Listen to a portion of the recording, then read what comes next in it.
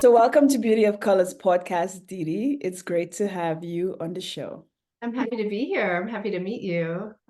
So, Didi, tell us a little bit about you and what is your story? So my story is, well, it's multifaceted, as everyone's are.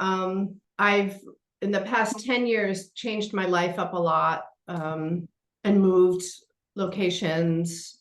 And I seem to like to change my career and my focus every 6 or 8 years. The 7-year itch seems to be really true to me, because I love to learn and expand, and I like to serve and assist other women, also men too. I just seem to have mostly women in my, actually lately I'm getting a lot of men in my yoga, but I'm an artist and a writer as well. So, you said I have been cleaning out my energy drains.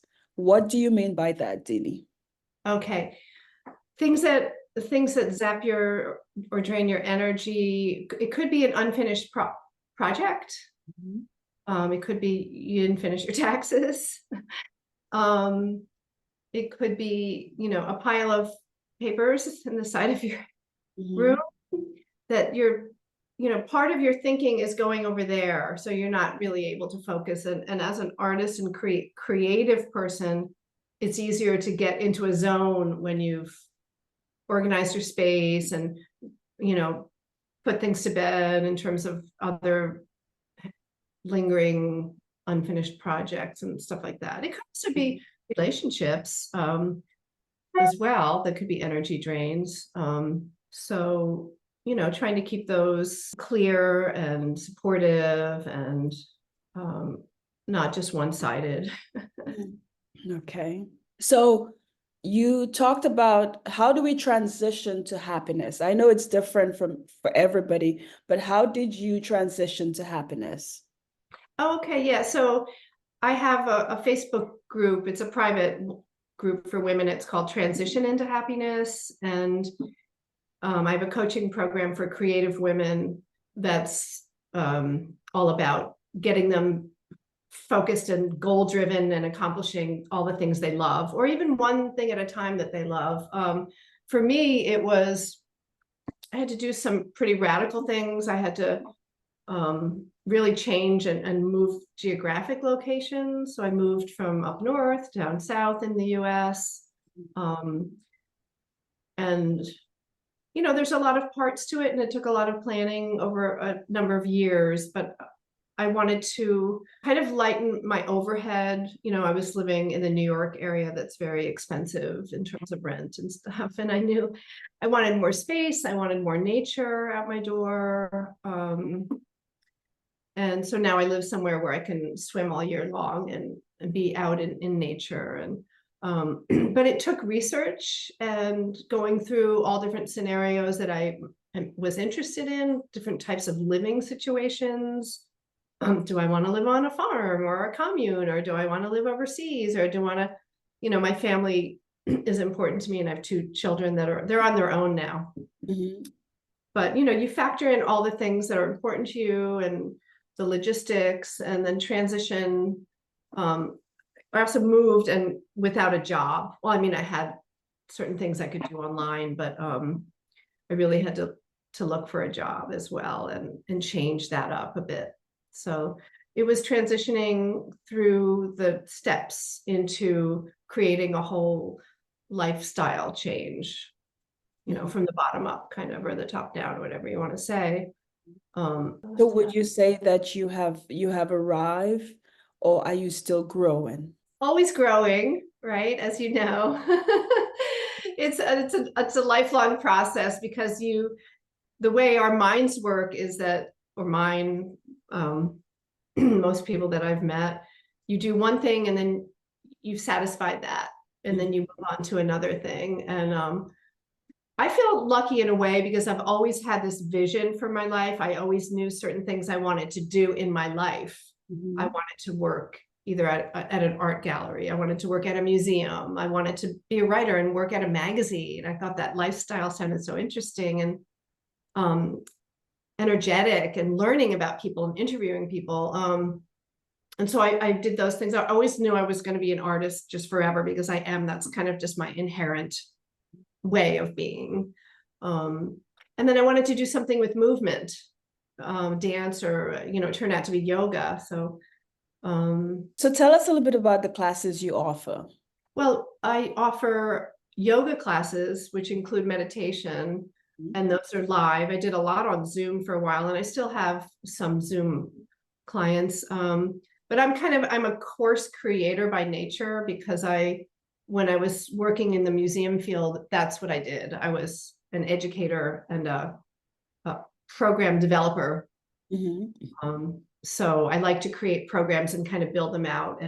But now I feel like customizing is really, I have a basic program, Transition into Happiness, Transition and Transformation is the name of my coaching program. And I have different modules, and that's really satisfying. Like, I love doing that when I connect with somebody that really wants to grow and learn it and bring things in that they love.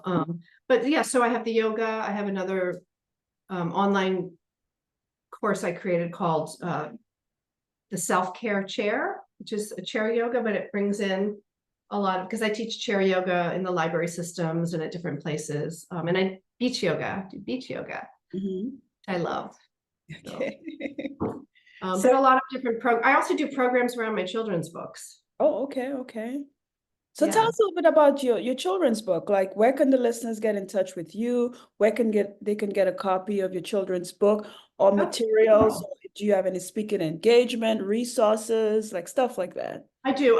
Libraries and nature centers and schools can book me to come in, and I do like a story time. And my books, 2 of my books they go around the globe. So each continent is a different short story kind of chapter for like 10 and under ages. And I do related art or craft things that go with those chapters, depending. One is Gifts of the Animals. That's the first one I did, and I did it as a group effort with some other museum people.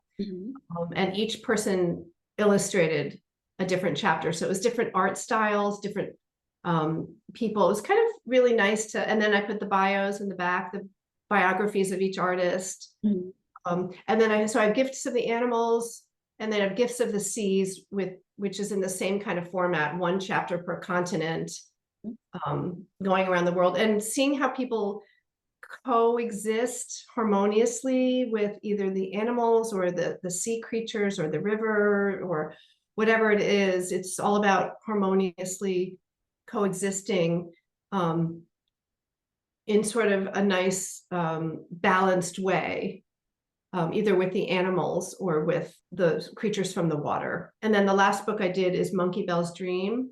All of them are on DidiMcKayBooks.com. Okay. Yeah. Are they on Amazon as well? Pardon?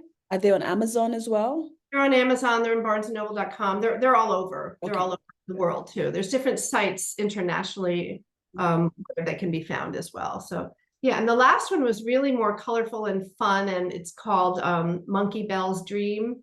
So it's a little girl in a sort of a magical wonderland that she goes through in her dream with colors and nice kind of a sweet bedtime story. All this different kinds of sweets, but not just candy, fruits and things that are healthy too. When did you start writing, Didi? When did you find that passion to write? I was a journalist in New York City. Oh, okay.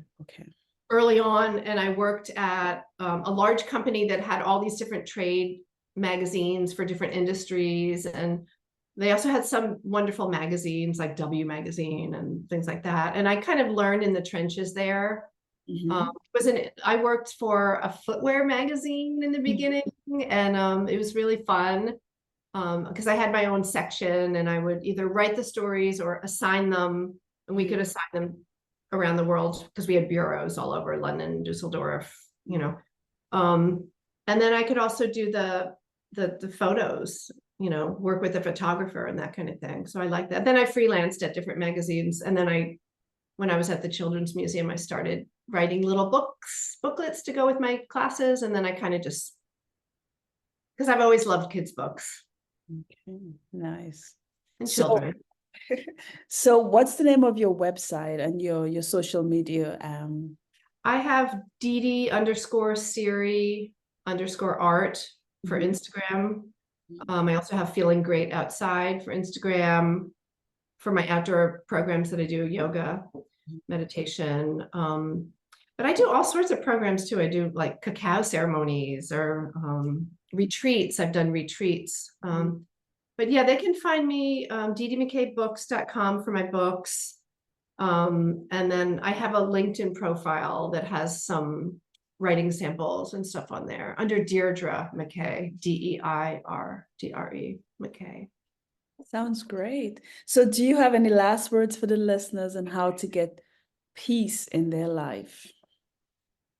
Yeah, that's something that I feel that hope comes in there, because we're always going to have these ups and downs, and when we're down, it's really hard to see the bright side and up and look over the wall into the garden on the other side or whatever. So I feel like it's just always having a mantra. Like I loved what your mantra was, the I am. And, I've used in the past, I am, I can, I do, I will, and just inserting your own thing in there, because everybody's different and you don't want to be, doing what somebody else is doing. So that's really helpful, having those kind of mantras. Sounds good, Didi. Well, thank you for sharing the information that you did share with us. And thank you for being on Beauty of Colors podcast. Thank you so much, and have a beautiful day. And I appreciate what you do for people. Thank you for listening to Beauty of Colors podcast. We hope you enjoyed the program, and for more information, be sure to visit www.cleannejohnson.com.